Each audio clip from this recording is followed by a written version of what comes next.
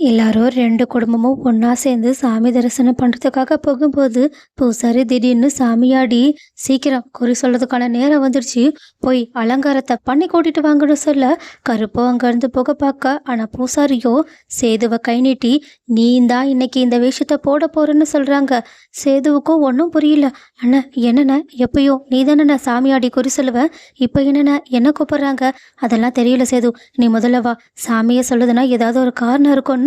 இப்போ சேதுவுக்கு சாமி சொல்லி குறி சொல்றதுக்கான ஒரு பொறுப்பையே அவங்க கிட்ட கொடுக்கறத பார்த்துட்டு, உடனடியாக அவங்களுக்கு மாலைலாம் போட்டு அலங்காரம்லாம் பண்ணி கூட்டிட்டு வர, கொஞ்ச நேரம் மேலே அடிச்ச உடனேயே திடீர்னு சேதுவுக்கு சாமியும் வர ஆரம்பிச்சிடுது. அவங்க ரொம்பவே உக்கிரமா சாமி ஆடிக்கிட்டு இருக்கா. அதுவும் அருவாள்லாம் தூக்கிட்டு சாமி ஆடிக்கிட்டு இருக்க. இதை பார்த்துட்டு ஐஸ்வர்யாவுக்கும் ரொம்ப பயமாகுது. அதனால அவங்க ஈஸ்வரியோட பக்கத்துல நின்று, "என்ன ஆண்டி, என்ன மாமா இப்படியெல்லாம் பண்றாங்க? நான் இப்படியெல்லாம் முன்ன பின்ன பார்த்ததே கிடையாது. எனக்கு ரொம்ப பயமா இருக்கு. இங்க பாரு ஐஸ்வர்யா, அதெல்லாம் ஒன்றும் கிடையாது. சாமி கீமின்லாம் ஒன்றும் கிடையாது. சும்மா மேலே அடிக்கிறதுனால அந்த சத்தத்தை கேட்டுட்டு இப்படி ஆடிக்கிட்டு இருக்கான். அதுவும் அந்த மாதிரியான மாலை வேஷம் அதெல்லாம் போட்டிருக்கனால அவனுக்கே தெரியாத மாதிரி நல்லா ஆடிக்கிட்டு இருக்கான். இதுலலாம் சாமிலாம் ஒன்றும் கிடையாது. நீ பயப்படாம இருன்னு" சொல்ல, அப்போ திடீர்னு சேது ரொம்ப உக்கிரமா ஆடி முடிச்சுட்டு தமிழ்ச்செல்வியை முன்னாடி கூப்பிட, தமிழ்ச்செல்வியும் பயபக்தியோட கையெடுத்து கும்பிட்டு சேதுவோட முன்னாடி வந்து நின்றுக்கிட்டு இருக்க.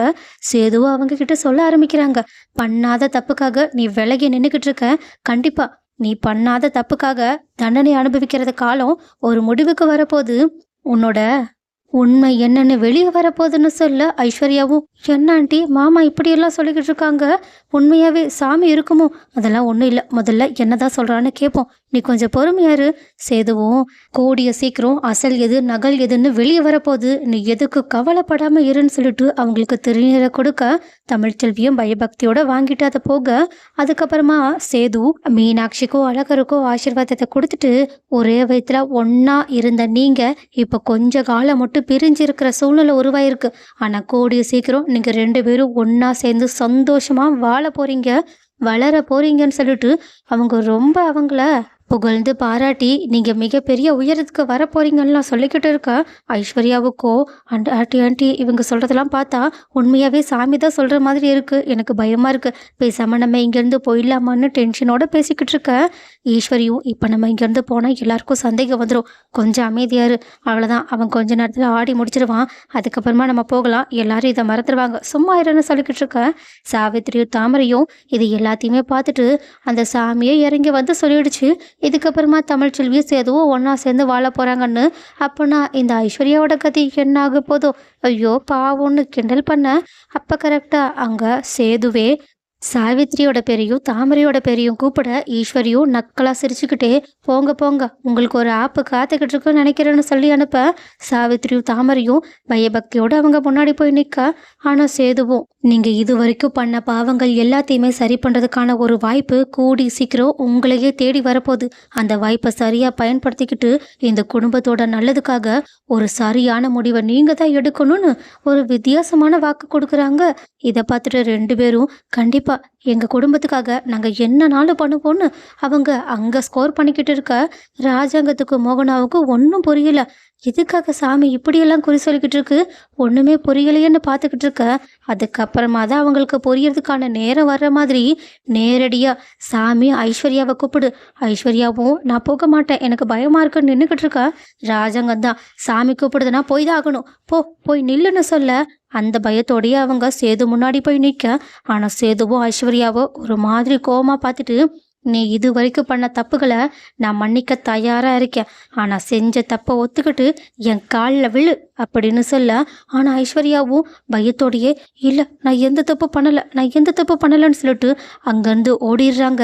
இதை பார்த்துட்டு ராஜாங்கமும், "எதுக்காக இவ இப்படி பண்ணிக்கிட்டு இருக்கான்னு" சொல்லிக்கிட்டு இருக்கும்போதே சேது, "எனக்கு நல்லா தெரியும், இவ இப்படிதான் பண்ணுவான்னு எனக்கு நல்லா தெரியும்னு" சொல்லிட்டு அவங்க அடுத்து ஈஸ்வரியையோ சித்ராவையோ கூப்பிட, சித்ராவோ, "நான் ஐஸ்வர்யா எங்கே போயிருக்கான்னு பார்த்துட்டு வந்துடுறேன்னு" அங்கேருந்து எஸ்கேப் ஆக, ஈஸ்வரியும், "நம்ம மட்டும் இங்கேருந்து போயிட்டோம், கண்டிப்பாக எல்லாருக்கும் நம்ம மேலே சந்தேகம் வந்துடும்னு" அவங்க சேதுவோட முன்னாடி போய் நிற்க.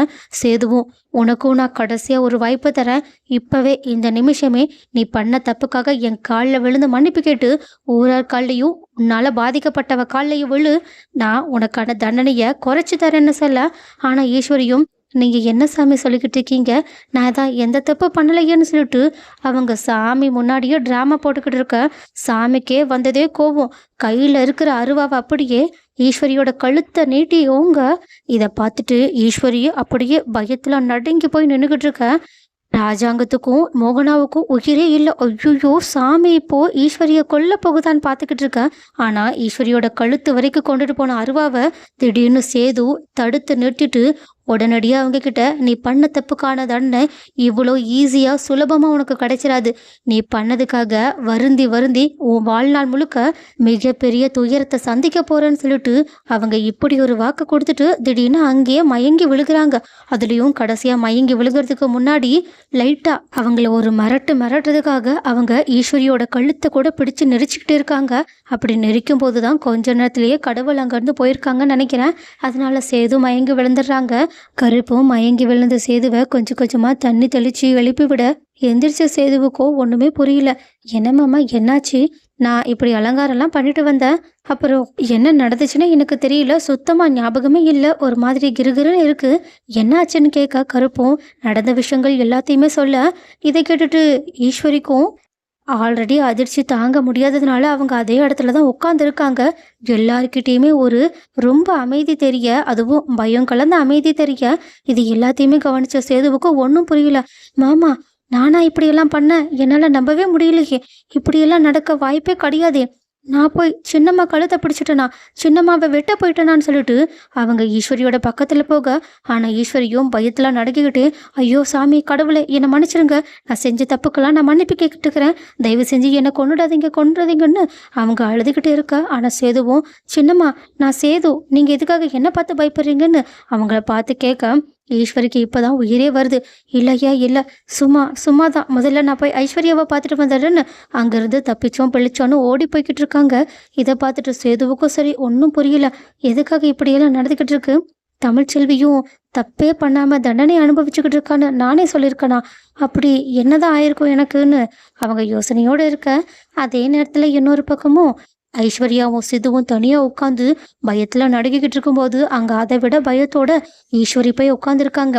உடனே ஐஸ்வர்யாவும் என்ன நடந்துச்சுன்னு கேட்க ஈஸ்வரியும் நடந்த விஷயத்த சொல்றாங்க. 3 பேரும் இந்த விஷயத்த கேட்டுட்டு சேது பண்ணது எல்லாத்தையுமே சொல்லி பார்த்து ரொம்ப பயத்தோட பேசிக்கிட்டு இருக்காங்க. பட் அவங்க பேசிக்கிட்டு இருக்கிறது எல்லாத்தையுமே பின்னாடி இருந்து வந்த தாமரையும் சாவித்திரியும் கேட்டுட்டு அதிர்ச்சியில உறைஞ்சி போய் நின்றுக்கிட்டு இருக்காங்க. ஸோ கைஸ், சேது சாமியாடி சொல்லி குறி சொல்லி சொன்ன வார்த்தைகள் எல்லாமே கொஞ்சம் கொஞ்சமா இப்பவே இந்த நிமிஷமே நிறைவேற ஆரம்பிச்சிருச்சுன்றத நம்மளால இப்படி சாவித்திரியும் தாமரையும் ஈஸ்வரி சித்து ஐஸ்வர்யா 3 பேருமே நடந்ததை பேசிக்கிட்டு இருக்கிறத கேட்டுட்டு இருக்கும்போதே நமக்கு புரிஞ்சிருச்சு. ஸோ கூடிய சீக்கிரம் சாவித்திரி மூலயமாவும் சித்ரா மூலயமாவும் இவங்க 3 பேரோட கூட்டு வெளியே வர்றதுக்கான வாய்ப்புகள் நிறைய இருக்கு.